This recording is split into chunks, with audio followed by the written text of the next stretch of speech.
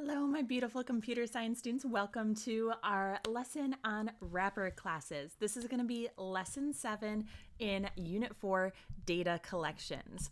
We are going to talk about wrapper classes and what they are, and they are going to kind of help us set up our success with array lists, because we do use these wrapper classes when it comes to array list, which we are going to talk about starting in lesson 8. So go ahead and get out your notes, get settled in, and let me take you through this content together.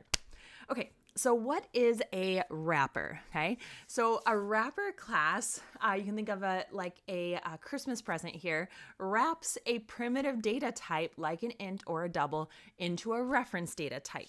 So it basically takes a primitive and makes it into a reference data types. Now the reference data type is in a similarly named class as the primitive data type. And there's reasons why this is useful in a program like array list, which we are going to talk about in lesson 8. So we are going to encounter it, but there's other ways this can be useful that you'll learn about when you take more advanced Java courses as well. So there's one for each primitive type. There's a built-in one. We are going to focus on integer for ints and double for doubles. There's also the booleans, the longs, the shorts, like all of those have wrapper classes as well. But for the AP exam, we just focus on integer and double. They're found in the java.lang package, which means we don't need an import statement. We can just go ahead and use them throughout our program. So here are some example of the integer methods and constructors. So this integer class, what is kind of included in here? So here's 4 of the basics, and you actually only need 2 of these when it comes to the AP exam time. I just want to be thorough with your education, okay? You trust me with your education, I want to be thorough with it. So here's first, let's talk about the constructor. So the constructor, it's a capital I integer, and then in parentheses, you put the actual value you want to construct your integer object with. And here is the example of it. So as you see, it's the basic kind of layout of creating a new object. It's just now we're using an integer. So again, integer, the class is built into the java.lang package. No import statement, nothing you have to do special. You can just start using it in your program. So this is going to construct a new integer object with a value of 5. We've seen this before, the min value and the max value, and I talked about how they're from this integer class, and I just said, you got to trust me. Well, now I can go a little bit more in depth with it, because we are talking about these classes now. Integer class has 2 constants that are very helpful in our programs. These 2 constants are min value and max value. So, and they're static constants, which means that you do not need to make an object in order to use these constants. They are just static. They are there. And because of them being static variables of the class, we use the class name integer and we call on the variable name. Okay, this also means that they are public, right? So they are public constants we can just call on whenever we need to have the integer.min value. So integer.min value is the minimum value that you can actually hold in an int data type. Okay, so here are 2 ways we can use this, which is fun. We can use this, we can call on this object. Oops, sorry, this is supposed to be a semicolon. Not a colon, typo, a semicolon there. And we can use that and we can store it in an integer object like this, or we can call in it, we've done this before in our programs, we can call on it and just store it in a primitive type as well. So we can use it 2 ways. 2 ways. And this uses a feature called, was it autoboxing? No. Unboxing, where it takes a class object and it unboxes it into a primitive, which we're going to talk about here in a couple slides, okay? But basically, just know that you can use it as an integer object or as a primitive type. And then the same thing with the max value, integer.max value. You can use it as an integer object or just straight into a primitive data type. And we use these in algorithms where we wanted to find, let's say, like a min or a max value in an array or in a list of data, okay? The last thing is to return the value of the integer object. Okay, so if you create my num, that is an integer object with the value of 5, just like when we make like our dog objects. If we construct our dog and let's say we want to access our dog's data, we need to have a special method to access our dog's data. It's the same thing with integer. If we make an integer object and we want to access that data, we need a method to do that. And it's not called get value, they actually call it int value. Okay, int value. So mynum.int value is going to go to mynum, retrieve what that value is, and in this case it would be a 5, and then you can store it or use it or whatever you want to do with it in your program. Okay. Now, actually, the only things that are going to be on the AP exam with this curriculum redesign in 2025 is going to be the min and max value. These will be on your AP CSA exam. The constructor and the get and the int value are no longer on the AP exam, but you might encounter code with them when you're kind of out in the wild of Java programming. So I just want you to just be aware of what they mean. Okay. Now, same thing with a double. Okay, double has a bunch of methods and constructors. Here's some example pieces that actually are not on the AP CSA exam, but I just want to show you. Okay, you can construct a double object. Here's the code that we do that. And then we can also get the double value back. Okay, returns the double value just like int value. Double value also gives you back the value that is associated with the object mynum. Okay. Both of these, again, are not on the APCSA exam anymore because of the redesign of it, but I wanted to let you know that they exist as part of our double wrapper class. Okay. So here is kind of a breakdown of it. When we create a new integer object like this, integer mynum equals new integer 5, we are creating a new integer object and it just holds an int. Okay? It's basically the same as creating a primitive. Okay? Especially for our purposes in this course, in our beginner Java course, you can think of these two things as the same thing. Okay? Now, one is just a primitive versus one is a reference. Okay? And then again, there's different reasons we might want that. When we get into array lists in the next lesson, I almost said next unit. In the next lesson, actually, we're going to be talking about array lists. Array lists can only hold reference types. And because array lists can only hold reference types, we have to be able to use the integer and the double class. Okay.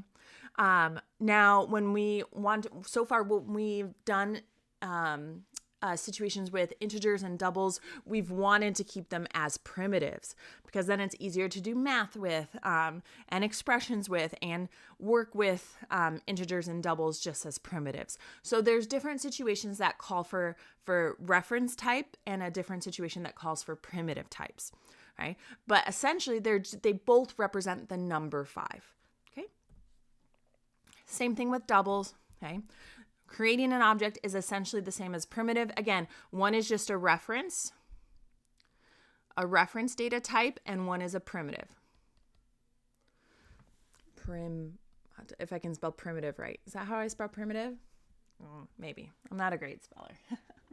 Reference and primitive. And again, they both behave, those two types of variables behave differently in a program, but certain situations might call for a reference and certain situations might call for a primitive. But when I say they're essentially the same, I mean that they both store 4.5.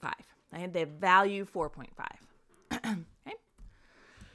All right, let's get into autoboxing and unboxing because this is going to happen sort of behind the scenes as we get into array lists.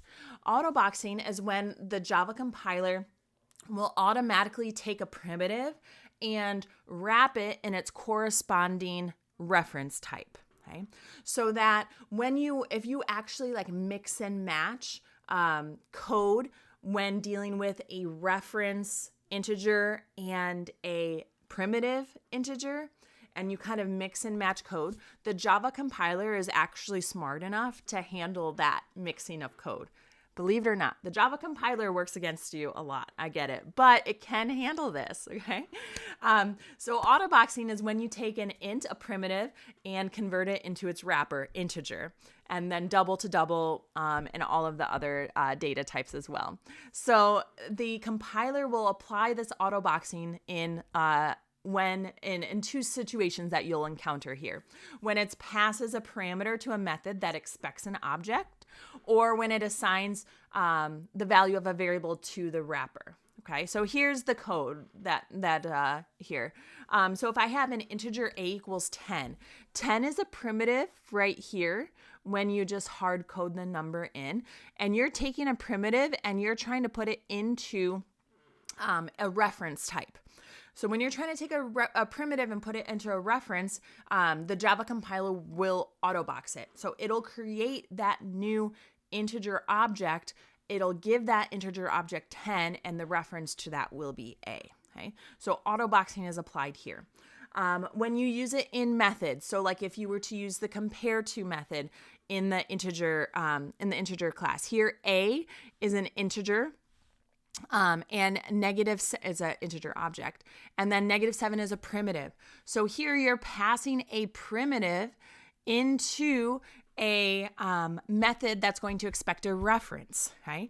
And because of that, it's going to take that primitive, it's going to see -7, and it's going to say, okay, I kind of wanted a reference, so I'm going to take this primitive and I'm going to turn it into a reference, and then I'm going to apply the method, which here would be a compare to, okay? Yeah, autoboxing, primitives into their wrappers.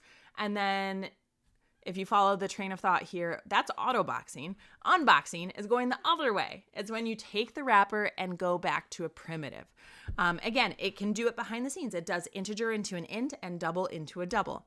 And then the same two situations apply if it's passed a parameter that is expecting a primitive, but you pass it a reference, it can unbox it. Or if you assign a reference to a primitive, it can unbox that reference as well. So here would be an example. If I create a new integer object called obj, has a value of 18. And let's say I want to take obj and I want to take that value of 18 and I want to store it into a primitive so that I can maybe do some math with it. This will automatically unbox the integer object. Okay. The same thing, what I also just showed you, oops, that's supposed to be int k. I could also do obj.int value. I showed you this code a few slides ago. This does the same thing. This uses a method. Okay? This will use an actual method to get the value of obj, which is 18, and then put it into k. This does the same thing, but it uses unboxing, which is when the Java compiler will take care of everything behind the scenes.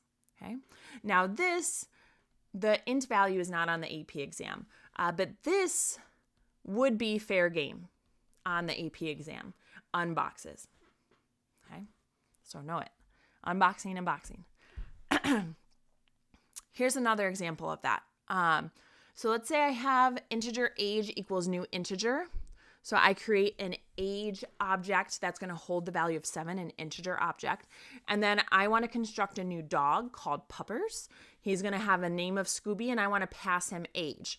So notice how I'm passing in age, which is a reference to an integer object. But if you think back to dog was expecting that value to be an int as a primitive. So you're passing a reference into when it's supposed to accept a primitive, which you would think, okay, you can't do that. The compiler should complain because those data types don't match, right? I'm expecting a primitive, I'm getting passed a reference, but not the case because of unboxing.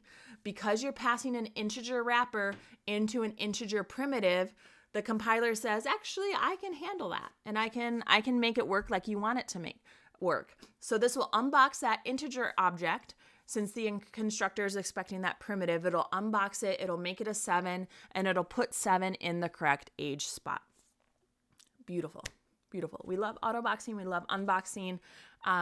It can make for a cleaner code, but you do have to keep track of when you are working with references and when you are working with primitives. Okay. All right. Let's switch gears slightly. We are still going to be talking about our integer and double classes, but now we have some special methods that we get to apply here now that we know about these wrapper classes. And these special methods allow us to convert strings to numbers in a beautiful way. We can also convert numbers to strings, but that for some reason isn't going to be on the AP exam, so I'm not going to go there. But we can convert strings to numbers. This is going to be on the AP CSA exam. And this is very useful, especially for situations like we just covered in our last lesson when we are reading files. And usually when we read files, we read them in as strings.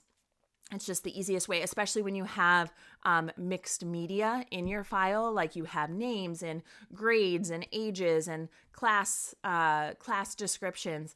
It's just easier to read a file in as a string. Okay. But then once you have that data, and let's say some of those strings are numbers that you actually do want to do math with, right? How do you take those strings and make them into numbers? Well, there's a method in our wrapper classes that lets us convert easily. Okay. It won't let us do any sort of math or operation with strings, so we have to convert them into ints and doubles using these special methods. So the first one is in the integer class. It's a class method, integer.parseInt string s. So, I say parse. It's supposed to be parse int. I always say parse because it looks like parse to me, but it's the correct pronunciation. It's parse int is what normal people say. Okay, so I'm sorry if you accidentally hear me say parse int. It's just because when I'm looking at it, that's what I hear in my head. But the correct pronunciation is parse int. Parse int, okay? Sorry, I don't want to lead you astray in your pronunciation of things. Parse int. So this converts a string that looks like an int into an actual int data type, a primitive data type. Okay? So you're using the class method to convert it into an actual primitive. It's from the integer class again, so you have to use the integer dot in order to use it. And here's an example of what that looks like. So int num equals integer dot parse int 1, 2, 3. So 1, 2, 3 in quotes means that it's a string. So it's going to take that, it's going to turn it into an actual number 1, 2, 3 and put it into num. Okay? Very useful. And we'll see an example code segment here in a moment. The other one is parse double. So again, it takes a string and it turns it into a double as a primitive. Okay? The string has to look like a decimal number. Okay? So here's an example. Double pi, double parse, double 3.14. And it sets pi to 3.14. Now, if this was like a 3, just remember that double containers are bigger than integer containers. So doubles can fit integers. Okay. So if it's an integer and you parse double and int, that's going to be okay. It's going to take that 3 and it's going to set pi to be 3. Of course, it's a double representation, so it's 3.0. Okay, but it can handle integers. Vice versa, though, integer cannot handle a double. Okay? Kind of same rules as always. Okay, and it's located in the Java quick reference. So from the integer class and from the double class, these are what you need to know for the CSA exam. Okay, so notice there's no constructors on there. There's no int value, double value. They don't cover those anymore, although those are going to be useful for us when we get into array lists. There's not something that you're going to have to know offhand from what I see. Okay, so that's what you got to know. Don't do. You cannot parse an int or parse a double if your string is actually not a number. So let's say your string said hello. String bad equals hello, and you're trying to parse int hello. Okay, what's going to happen? Okay, what kind of error is this? It's going to crash your program. Okay, it's going to throw a number format exception. It is not a compiler error.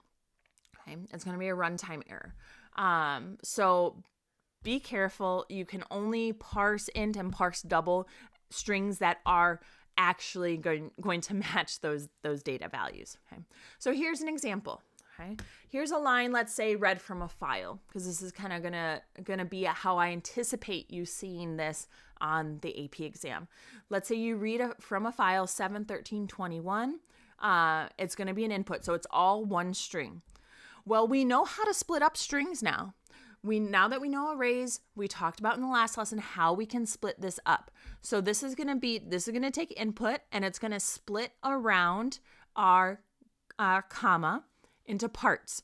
So this is going to make 7, an array 7, 13, and 21, okay, called parts. Okay, if you want to write that off to the side.